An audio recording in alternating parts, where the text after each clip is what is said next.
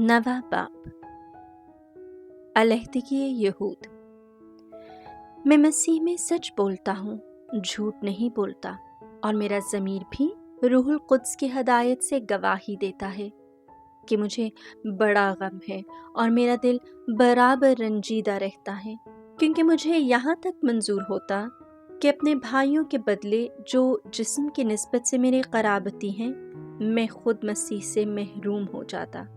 वो इसराइली हैं, तबीनियत का हक और जलाल और अहूद और शरीयत का दिया जाना और इबादत और वऊद उन्हीं के हैं, अब्बा उन्हीं के हैं, और बशरियत की निस्बत अलमसीह भी उन्हीं में से हुआ, जो सब के ऊपर अब तक खुदाई महमूद है। आमीन। लेकिन ऐसा नहीं कि खुदा का कलाम बातिल हो गया, इसलिए कि सब जो इसराइल में से हैं इसराइली नहीं, और ना इब्राहिम की नस्ल होने के सबब से सब फर्जंद ठहरे, बल्कि लिखा है कि तेरी नस्ल इसहाक से कहलाएगी। यानी जिस्मानी फर्जंद खुदा के फर्जंद नहीं, बल्कि वादे के फर्जंद गिने जाते हैं, क्योंकि वादे का कौल ये है कि मैं इस वक्त के मुताबिक तेरे पास आऊँगा और सारा के बेटा होगा।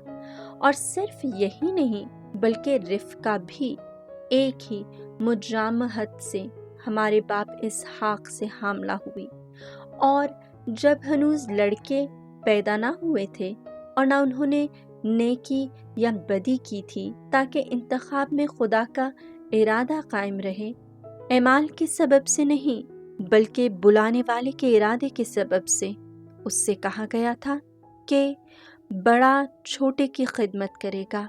जैसा लिखा है, मैंने याकूब से मोहब्बत रखी है लेकिन ईसु से नफरत की है। बस हम क्या कहें? क्या खुदा के यहाँ बेइंसाफी है? हरगिज़ नहीं, क्योंकि वो मूसा से कहता है कि जिस पर मुझे मेहरबान होना होगा उस पर मेहरबानी करूँगा, और जिस पर तरस खाना होगा उस पर तरस खाऊंगा। इसलिए ये ना इरादा करने वाले पर और ना दौड़ने वाले पर मुनहसर है, बल्कि खुदाए मेहरबान पर। फिर नविश्ते में फ़िरौन से कहा जाता है कि मैंने तुझे इसलिए बर्पा किया कि तेरे सबब से अपनी कुदरत जाहिर करूं और मेरा नाम तमाम रुए ज़मीन पर मशहूर हो जाए। बस वो जिस पर चाहता है मेहरबानी करता है और जिसे चाहता है सख्त होने देता है। बस तू मुझसे ये कहेगा, फिर वो क्यों गिला करता है? क्योंकि कौन उसके इरादे का सामना करता है? ऐ इंसान, तू कौन है जो खुदा से तकरार करता है? क्या कारीगरी कारीगर से कह सकती है कि तूने मुझे क्यों ऐसा बनाया? क्या कुम्हार का मिट्टी पर इख्तियार नहीं कि वो एक ही लोंदे में से एक बर्तन इज्जत का और दूसरा बेइज्जती का बनाए? क्या हुआ अगर खुदा ने इस इरादे से कि अपने गज़ब को जाहिर करे और अपनी कुदरत दिखाए, गज़ब के बर्तनों की जो हलाकत के लिए तैयार हुए थे बहुत बर्दाश्त की, या अगर अपने जलाल की दौलत रहम के बर्तनों पर जाहिर करे जो उसने जलाल के लिए पहले से तैयार किए थे, यानी हम पर, जिन्हें ना फ़कत यहूदियों में से बुलाया बल्कि गैर कौमों में से भी।